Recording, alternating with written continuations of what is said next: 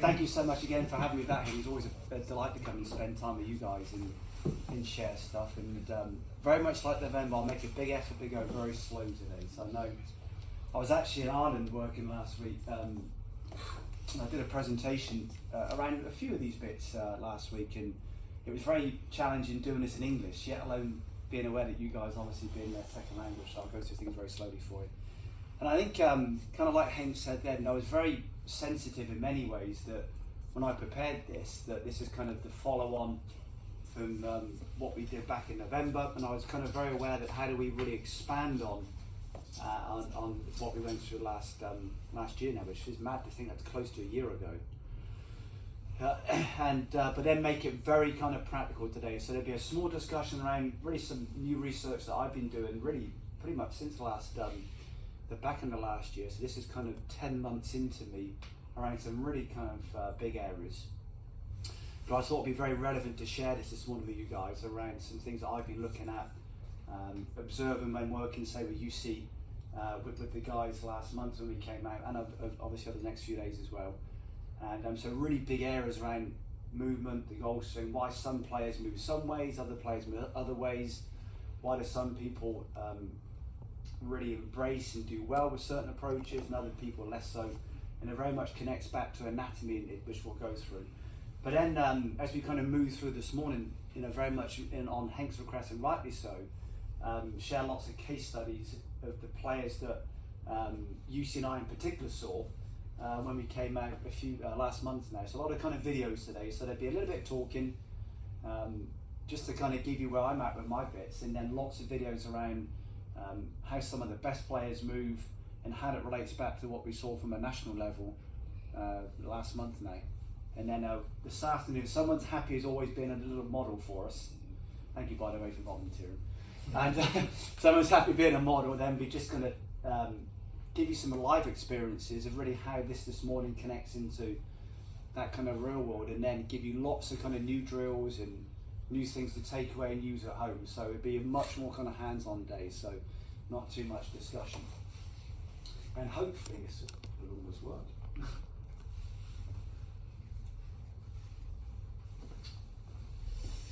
This is great when they behave. Let's go that way.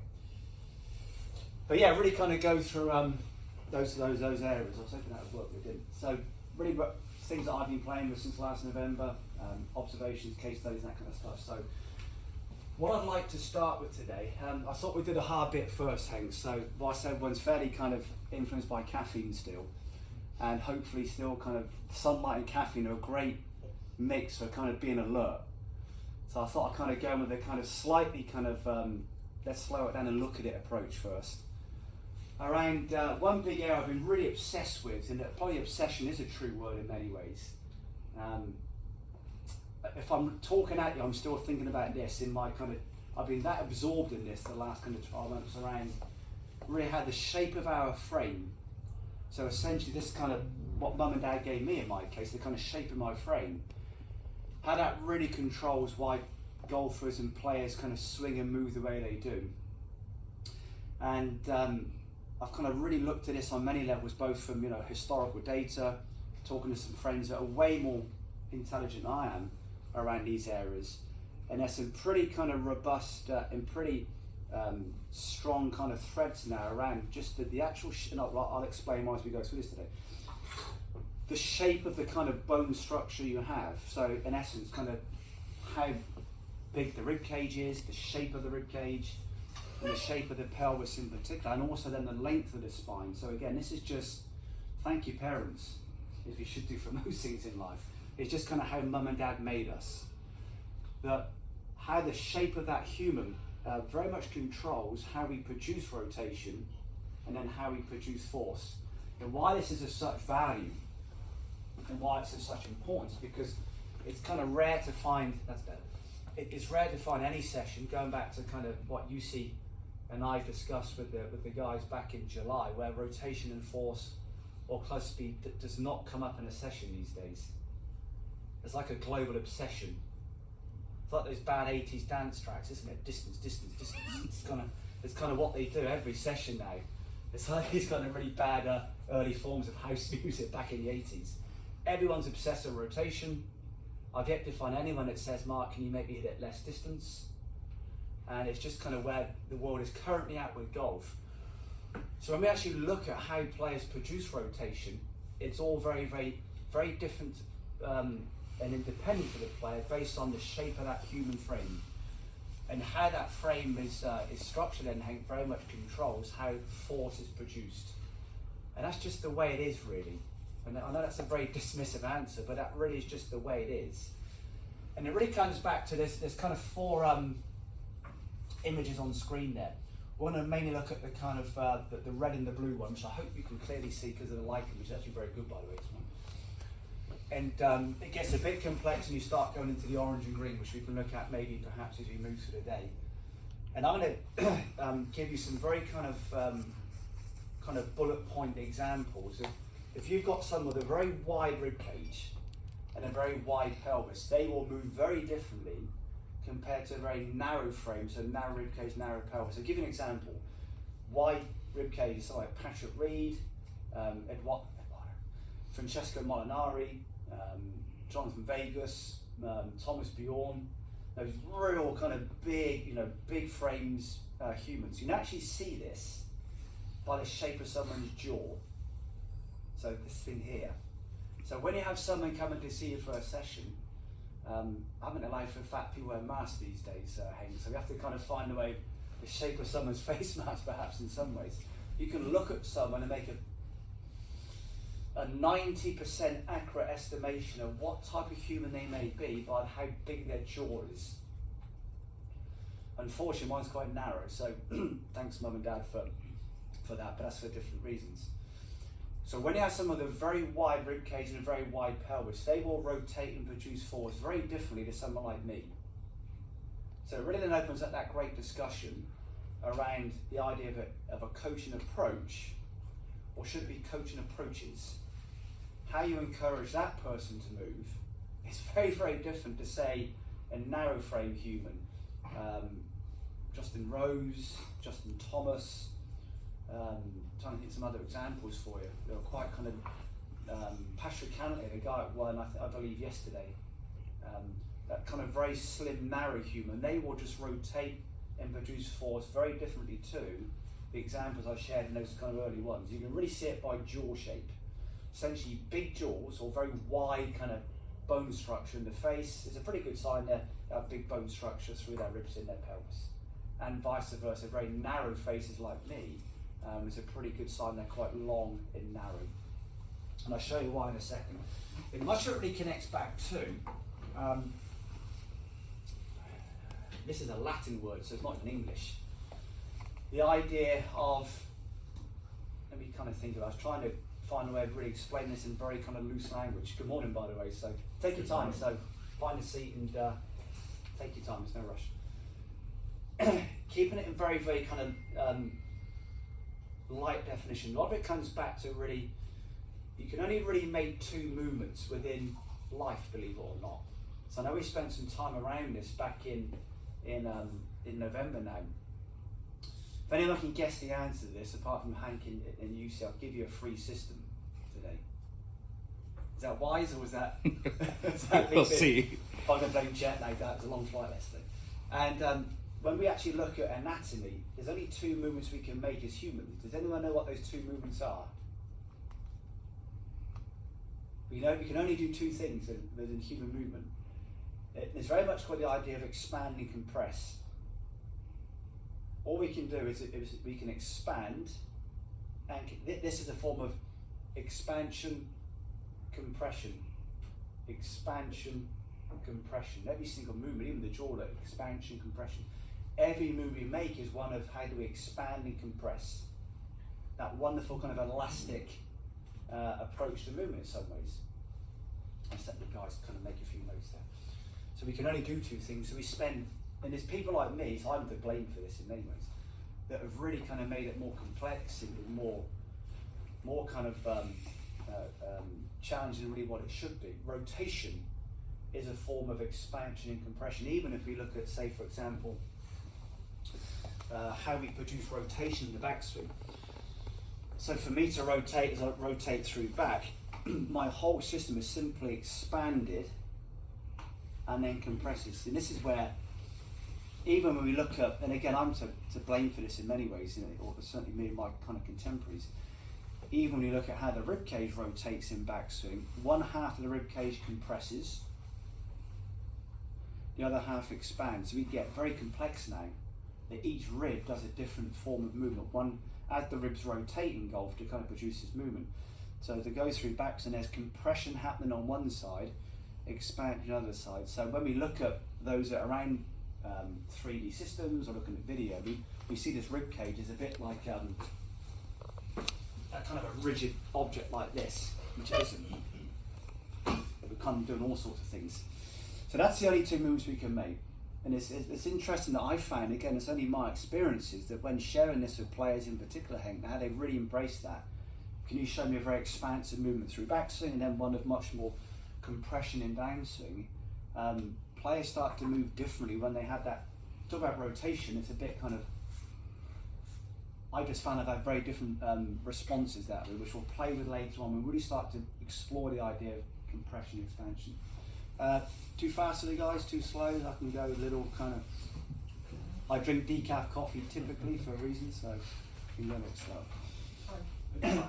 You okay? I mean, just honestly, please, we're here for you, not me, so please tell me just to, or speed up if you get a bit, either way. And why that kind of idea of expansion compression is so important. We are essentially, let this chap come in. Good morning. Come and do your thing. We are in essence 90% water as humans. So every single tissue or structure in the human body is essentially water-based: bone, hair, muscle, skin. We are kind of 90% water. As we know, water is a non-compressible substance. We can't, if you put your finger in your coffee this morning, you can't squeeze it, it just moves. So in essence, what we ever do when we move is move water through our body. That's all human movement really is. How well can you push water through your body? What controls how water moves through your body is the shape of your frame. And it comes down to something called helixes, or they're called helical angles. The shape and size of the spirals that we have. So when you have a very wide human, their spiral, their helix is very wide. When you have a very narrow, like me, Hank, their spiral is very narrow. So I'm going to give you a little animation now just to show this to you. So when we move in golf, we essentially do this.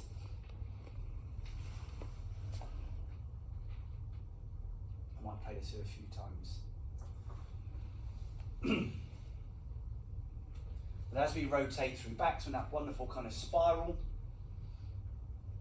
which is expansion, and then really how well you compress, how quickly you compress in downswing.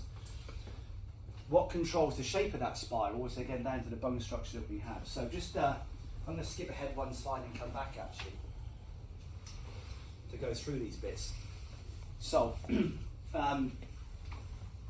I've kind of missed in some ways, only in some ways, travel.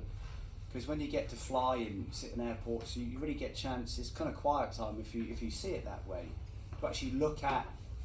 I love looking at historical data. I'm very blessed and on there continue to work with a lot of very good people. And you get chance then when you get that quiet hour in between, which is we all know at home, so we go where we go. And it's pretty robust is that typically when you get a very wide, big rib cage, big depth of the rib cage, big pelvis, those people will invariably rotate less in the backswing. Why? Because their angle is so wide, it pulls them more this way. So you think about if you've got a big wide spring, if you move water along that spring, it moves a lot more horizontally.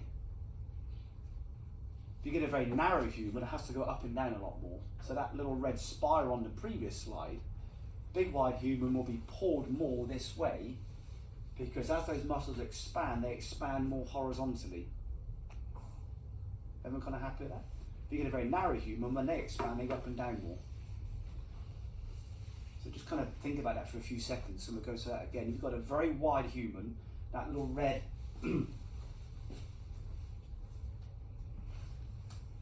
their red spiral will be a lot more kind of, much more wide, much more horizontal.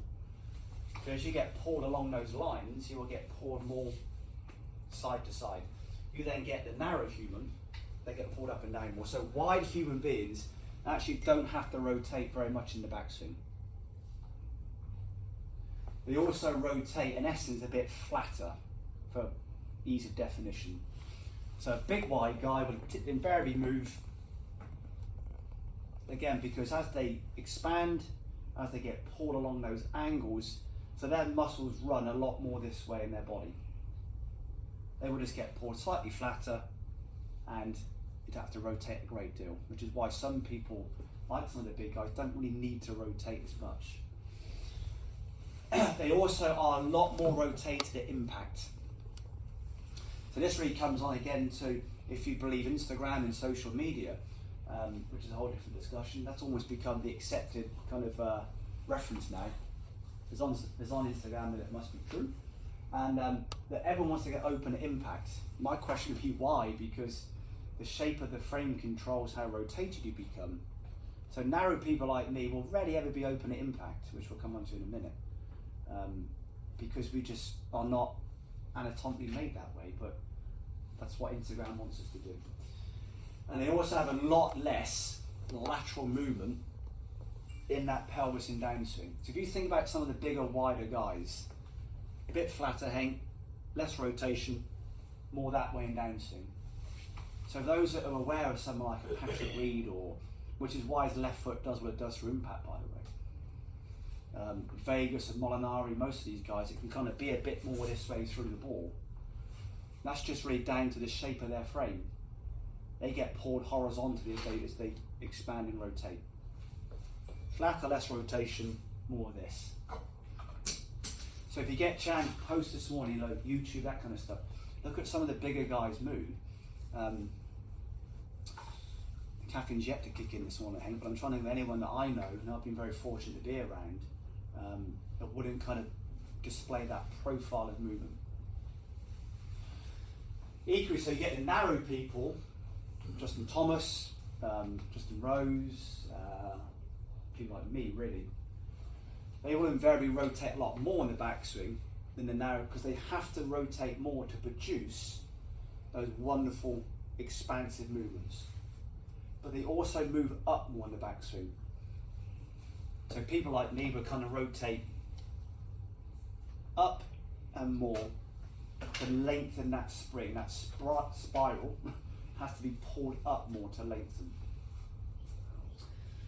They also get a lot more movement in the downswing then, that way. So think of the likes of Thomas and those guys that are kind of all this way, so that lead foot impact.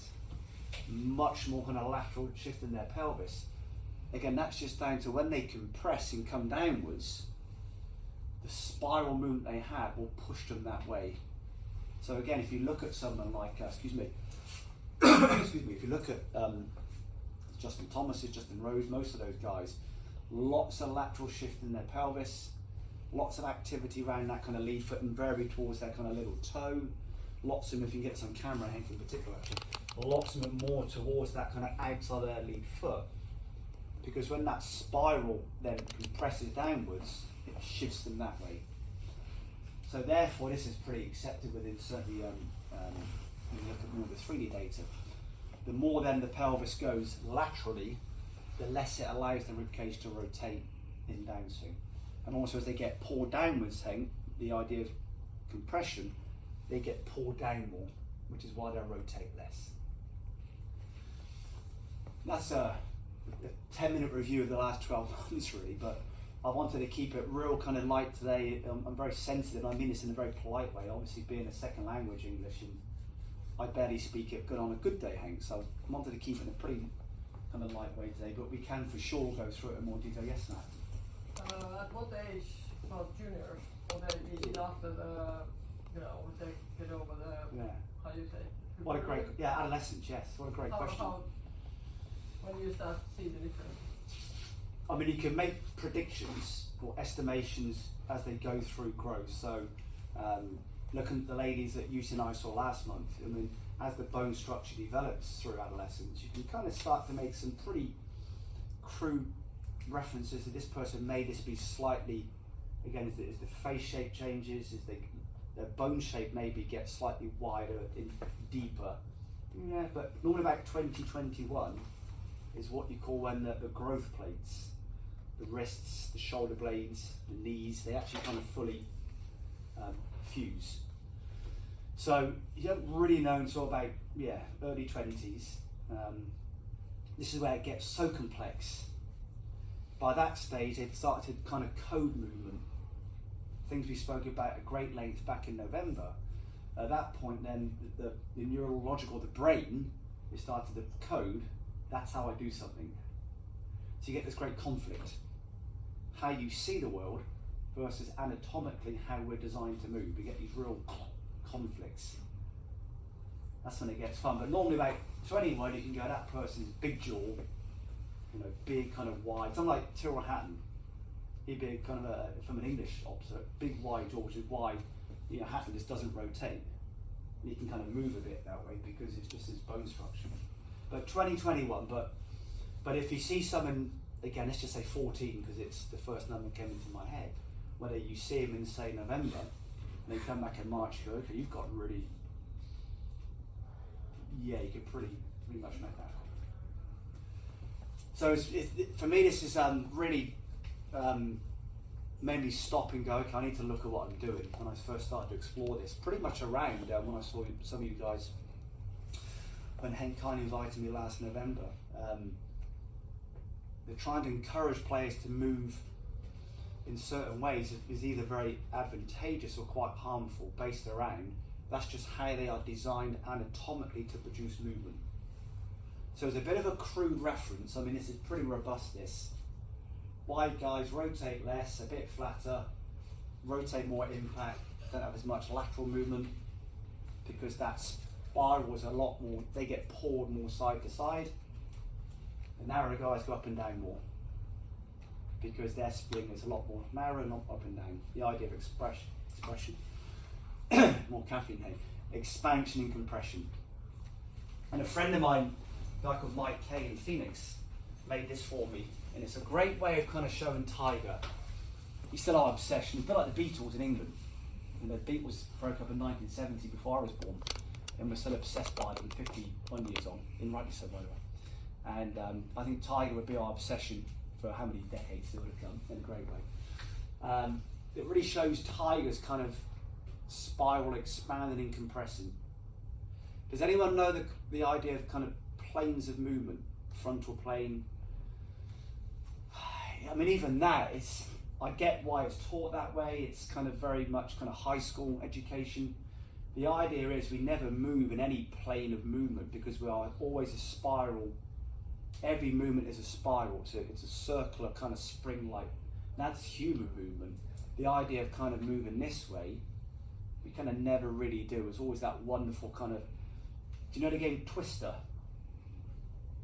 Probably the best definition of golf, the idea of this stuff, that's kind of reality. So Twister is devaluing in some ways, but I think it's the best thing we can ever do. I think Lucy and I even spoke about this at some point in the past. We get asked amongst the younger guys saying, what's the great thing young guys can do for, go play Twister, kids. It's still the best thing you can do to learn how to move. So this is kind of Tiger as he goes through backswing, that wonderful spiral expanding and compressing. This is how we move rather than the very kind of, okay, nice set, and I'm going to do my lunges, and it's just not real, that stuff. And I'm going to talk about that a bit later on because someone really took what I said very poorly in a presentation I gave last week, and we got about how many messages on Instagram. So they obviously misheard it, so I'll be accurate around that in a second. So I sort of applied these sort of crude Apple thing. It wasn't me. Whoops. This one is the reality of how we move in golf. That spiral expands up, and it then comes down and compresses and rotates as we move. That's kind of Tiger's spine and whole body in his golf swing. Not this kind of lovely kind of frontal plane, sagittal plane, transverse view. I'm going to play this a few times for it. You can just start to just play it through maybe 3 times, almost start to see how through backswing, they, as they rotate, they expand upwards, and he starts to compress and come down as they rotate and downswing. And it starts to expand again on that wonderful kind of spiral spring shaped way. You can have this, I'll make sure, I know I've given this to UC and Henk, but in PDF form, but I'll give you the actual video if you'd like to have this. It's, the more you look at it, you start to go, oh, I can really see this. And it took me a morning of just looking at it multiple times to then really, that's the pelvis, that's the spine, that's how they work. There's a very cool way of seeing how we move. Just going to play this on one thing. I think nice to just start to play with this. You know, wide, the spring was wider. I'm actually going to get these animations made with kind of wide springs and narrow springs, but unfortunately, I've yet to do it. I hope I'll get it done sometime this week. That really is that lovely helical wide. So on a much wider angle, you get poured more this way. The narrow one, very, very different. That's the golf swing, how we move anatomically. So you can even then start to explore, is that really a value? I mean, it's a question rather than an observation. Do we ever, do we ever actually ever move like this in human life? And certainly past the age of about kind of 3 or 4, probably not. That's a whole different discussion. So the idea is play Twister really, is the 5-second review of that little bit. Just play Twister. It really is the best kind of definition of golf swing. So just to kind of lead into this, how's everyone feeling? Or any questions on that? And that was a great question, by the way, which no one's asked me yet, around when can you start to see it in the younger guys. But any questions on that idea that just look at someone's jaw shape? So you might think, oh, you're staring at their faces. And to start to go, okay, maybe that person might be better just being a bit more that way and a bit less this way. Because it's a pretty good, I've got a very narrow jaw, so. Actually, I have 2 questions. Yes, sir. One thought and one question. What are the values basically for separating a thin jawline to a wider jawline, or thinner thorax and pelvis to a wider one? Because, well, a person can have such different anatomical structures. What is wide? What is narrow? Yeah. Basically, that's the question. Yeah, it comes back to, again, define normative data, normal for who. So you can really then look at it on any, excuse me, that's a good, nice question. It could be launch monitor, force plate, motion capture, doesn't matter.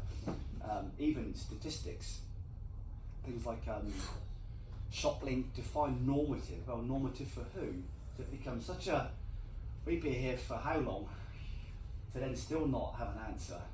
So it's normative for the human. So yes, you look at it, that's why the wide, narrow ones are easier. It gets challenging when you've got, say, a narrow rib cage and a wide pelvis. And you go, why do you have to be this way? Because you do get that in certain Just people. blame the parents, of course. Yeah, always, yes. And so you take it, you kind of look at it for what it is. Quite clearly that person is a bigger bone structure. Justin Thomas to Patrick Reed, they're so different. It gets a little bit kind of when you start looking at people in the middle. So my approach is you explore both, and you really then see which one they best adapt to, respond to. It might be if someone's been experiencing pain, or someone had a really good case with it's actually a very good friend of mine now. I will call him a friend. Plays in the US. And his ball speed's gone up, not as about that, it's gone up from 180 to 190 by just exploring which approach, and it's been done through no real, say, coaching feedback or training. We've actually really pulled his training back a long way and just slow down with that stuff.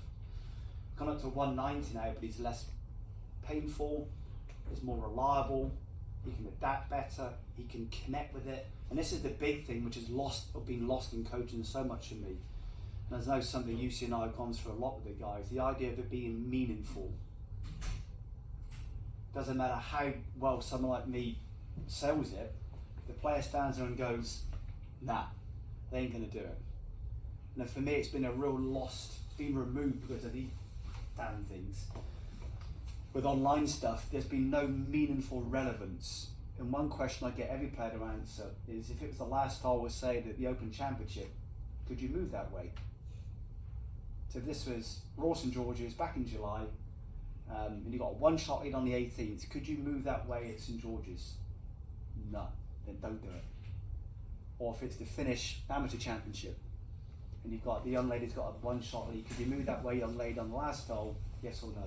We have to get that meaningful connection back in. Players go, yeah, I can relate to this. I think that's been really removed from coaching because it's been so clinical. Data, this is what Instagram says, this is where you must be, this is what you need to do. Such powerful words, need, must, dreadful words. So that's a big thing. So very much that. They might go, I relate to that more because of how they see the planet. So I think just play with both and see which one. In this guy's case in the US, he gained 10 mph ball speed, hasn't really been sore, had a foot issue a while ago on his right foot, this is. A while ago, the foot issue's kind of resolved, he's just moving better, he's had better performances. He's a very wide human, but he was historically working on elevation with lots of this, which is very conflicting to that, so play with them. So a lot of it then comes back to what goes with what UC and I saw last month, so around some common areas then. So again, any other kind of thoughts on the idea of the shape of that human will really just guide them to rotate and produce force very differently. One question, Yes, do you sir. have any kind of tests to kind of determine the way kind of go the other ways, and not just looking, like doing movement tests that kind of Yeah. brings the natural movement of the human, and then you can, okay, this is more maybe on that side of It might be looking at how, again, allowing for all things being well, so we don't have things, for example, what we'll look at now. And one thing that UC and I saw so much with the last session, certainly with Mate as well, who isn't here, but we'll go back to him as well, with the idea of most people are living like this. So allowing for you are in a nice place. Again, just kind of watch them rotate, watch them move, even, childlike stuff is this. How do they like to produce rotation? Throwing, how do they move to throw? Even some of their walking cycles, are they slightly wider kind of frames as they walk, or are they slightly kind of more this way? But I would still go back to just looking at them, because when you look at them, you remove that neurological side. They haven't found a way yet of moving around it. Just because they move that way doesn't mean it's very advantageous for them, which is why so many guys have pain and they haven't really maxed out what they have. But I would just say, still looking at them is a pretty good reference you can use. Look at how they stand as well. Yeah, yeah, absolutely right, and massively, and just watch them rotate. Some guys will inherently move more this way.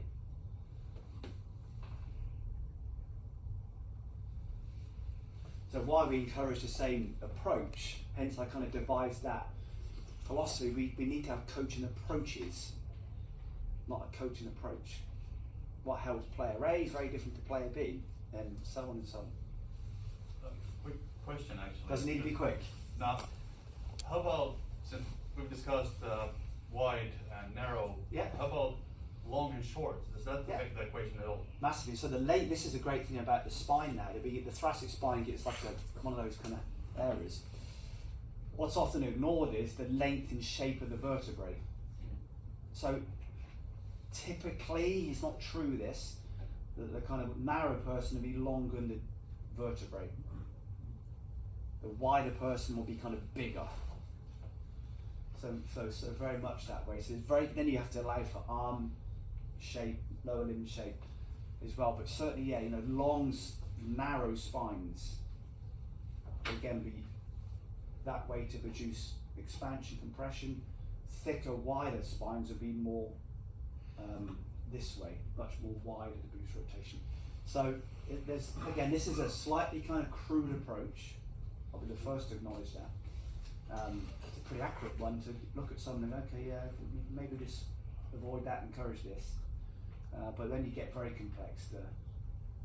For example, it's called pelvis inclination for those that are into that kind of thing. We start looking at and it gets very gender-based some days because of the obvious reason with ladies with childbirth. You get wider, thinner pelvises in the females, boys have got kind of thick, chunky ones. It's just the way it is. And ladies are much thinner, much wider for the obvious reason. Boys are much thicker and much deeper. But very few humans have the same shape of pelvis relative to the length of their spine. So almost every single human has a different size pelvis, different shape of pelvis, different length of vertebrae, different shape of vertebrae. So again, where are these normative values? You have to rotate 90 degrees. Where did that come from? Who decided golf balls have to be that big? It's almost like we just get these arbitrary, we'll make a ball that big. There's no thought behind it. Or why is why are laptops this size? Whatever it needs to be. So when you look at real precise humans, you get into some pretty precise things, which is why the idea of how the pelvis rotates is different for every single human. You start to observe when's the movement cleaner, when's it less adapted, when they're more explosive, more elastic, pain-free. And that you really gain through just observing people. But when you do that, it doesn't help them. When you do that, it clearly helps. Because then you go into some real big areas of anatomy. Okay, so that's kind of my, not just about me, but I really wanted to share that this morning because it's an area I'm just spending every day looking more into. And when you go back to, again, you look at humans, we are just water. That's what we are, water. And the best way still for me to explain the human movement, look at a river. Rivers continue to flow regardless. Don't know what's in the way, rocks, banks, that's how rivers continuously move. And that's the same as humans. With these wonderful water-based kind of, doesn't matter what constraints we have, we find ways of moving around them. So when you look at it on an evolutionary understanding, why we've moved away from that. So I want to give you all this anyway, those videos you can have, the tiger video, the spirals, that little kind of bullet point chart, and just even initially do it yourself when you get home or when you get to the club next. Just start to play with, and you might go, okay, yeah, kind of feels neat that. And I think you'll, again, as always, become your best case study. Once you understand you can help understand other people. The idea of empathy. Unless you can really understand what you do, it's kind of hard for them to understand why other people do what they do. So just spend time exploring yourself and what is it, again, meaningful. What does it mean to you to move this way? Which I know something Lucy and I have done so much. I did so hope with the guys last month that when you move that way, what does it mean to you? It's things we spoke about in November. It's about finding your answer, not somebody else's. Unfortunately, I think this generation, we look for someone else's answer always because of these damn things. We've lost that. What does that actually mean to me, this? So yeah, just start with yourself, really. This is a big thing for me. Okay, let's go through some observations from really what we saw. Why is this not working? It is now. Some observations of really what we saw with the ladies and a couple of the boys that are back from the US last month. So really 4 main things. I know Hank was very keen to kind of go through this, and rightly so. And this is what we'll spend lots of time on this afternoon. Things that you can all do. Nothing apart from 2 eyes, really. You just need a pair of eyes. So hopefully we can all use those very well. And just to start to observe and be aware. So it's a real thread. And I think we got to the point in particular last month, Lucy and I, where it could have been a group session, hence what we're doing tomorrow, ironically, is a group session with the guys because of these observations. It became a bit, most people are displaying these behaviours now, these imbalances now. So as far as setup goes, it was almost every single player had the idea of, excuse me, that very kind of compressed kind of rib cage address. So almost these were the ribs. So if I'm looking at you face on now, that. For things like this, you were saying, adolescence, A lot of this stuff, the fact we all sit, we play golf, even adolescents grow in these postures because they're in them in those positions for so long and so frequently. They actually go through their growth spurts. Excuse me. They go through their growth spurts in this kind of posture. So they, as a 12-year-old and as a 15-year-old, because if they play these golf, hopefully in a good way. And this is a big one because some of you may know the idea of scoliosis, a curvature of the spine. That's very, very different to compression. Again, the idea of expansion, compression. It's all we ever do. Your fingers expand and compress. We talk about flexion, extension, not really true. Even speaking is expansion, compression, how you move air. You want to go into some deeper levels. Hence the idea of expansive thinking, which I know is challenging for many back in England. But the idea of think expansively. Sorry, Mark. Yes, mate. So everybody last month was between 19 and 23. 22, yeah, 23, yeah. 23, so all the guys we've got the next couple of days are from 14 to 18. Which is very big. It kind of goes back to your question. We'll actually get a coffee break. In fact, let's grab a quick cup of coffee now, actually, so I need to load some data up. So just take 2 minutes and grab what we need to do. So I'm going to just make this whole thing fairly smooth for you this morning.